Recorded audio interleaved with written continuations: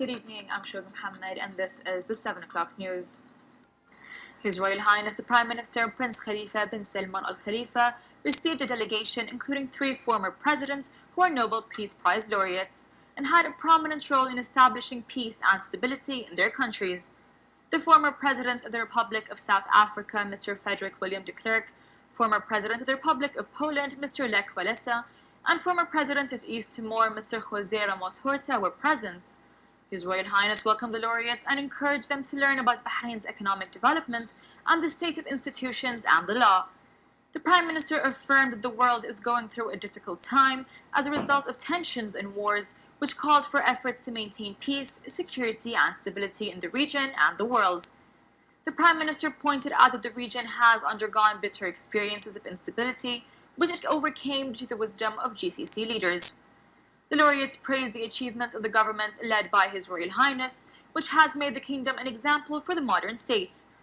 The delegation also included the Under-Secretary General and former Executive Director of the United Nations Human Settlements Programme, Anna Tibaijuka, winner of the 2016 Sustainable Development Award and the Gutenberg Environmental Prize, known as the Nobel Prize for the Environment.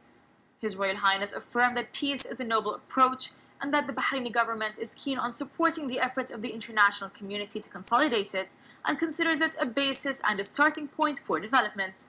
His Royal Highness reviewed with the laureates a number of topics of common interest and international developments, where they warned of the return of the Cold War due to some policies that do not fit the requirements of communities and called for concerted efforts, stressing the importance of integration between nations, common understanding, and conscious leaders that put peace as a first and last choice. He stressed that Bahrain is known for being a peace-promoting country and an example of coexistence between different groups and cultures.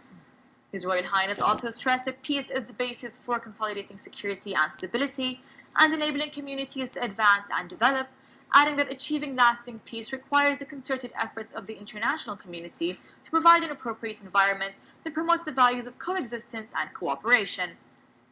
The Prime Minister expressed pride in the visit of the laureates to the kingdom, stressing that it's an opportunity for the delegation to meet Bahraini citizens who are interested in their peace-supporting experiences and who will convey the delegation the kingdom's efforts in the field. His Royal Highness the Prime Minister hailed the contributions of the laureates in building their communities and their effective role in making changes that strengthen their countries on a large scale. His Royal Highness affirmed that Bahrain is exerting efforts to maintain the security and stability in the region and that its approach and aim is advancement. He added that the kingdom's support to peace is based on humanitarian principles that affirm the importance of peace and coexistence. His Royal Highness stated that the greatest challenge for peace is a noble value, is the intensification of disputes in the world, which requires a new global vision that includes untraditional mechanisms to resolve the causes of crises.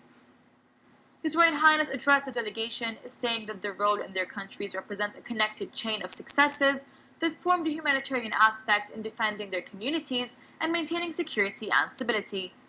For their part, the delegation members expressed pleasure in visiting the kingdom, hailing the efforts of His Royal Highness the Prime Minister and the country's development, and stating that Bahrain achieved many successes in the fields of education, health, human development, and economic diversity. They expressed pride in meeting His Royal Highness the Prime Minister, affirming that the visit represents an opportunity to identify His Royal Highness's experience and vision to enhance peace efforts in the world. They also expressed thanks and appreciation to His Royal Highness for his efforts of promoting peace and tolerance. The delegation affirmed the importance of the visit for consolidating understanding to maintain security and stability in the world, adding that His Royal Highness's clear vision is evident through his achievements. They commended the kingdom's cultural development and the Bahraini society's cultural and intellectual diversity and openness, noting the role of the kingdom in establishing world peace through its belief in the importance of supporting the international community's efforts to maintain security and stability. The delegation members presented gifts and certificates to His Royal Highness the Prime Minister for promoting peace, tolerance, and coexistence between world countries. They expressed aspiration for benefiting from the kingdom's experience in coexistence for their countries.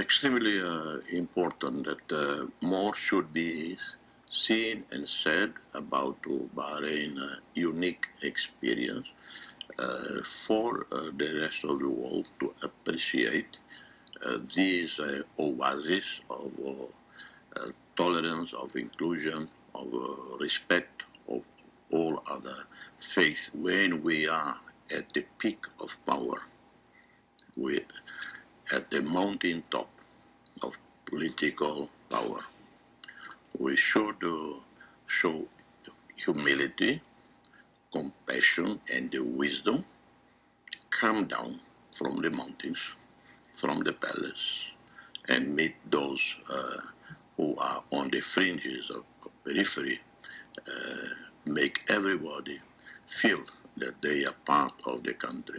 So what the Prime Minister is doing is exactly my philosophy, my approach. We had the privilege of meeting the Prime Minister and and some of the leaders, and what impressed me was how incredibly gracious and friendly and open they were.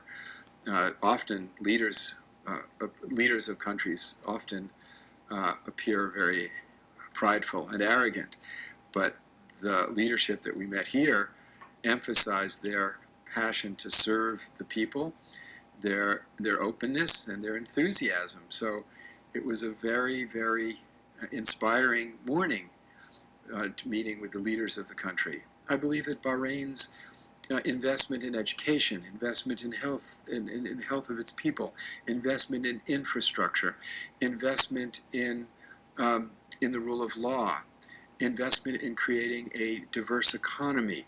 All of these things bode well for a stable, secure future in which people can flourish.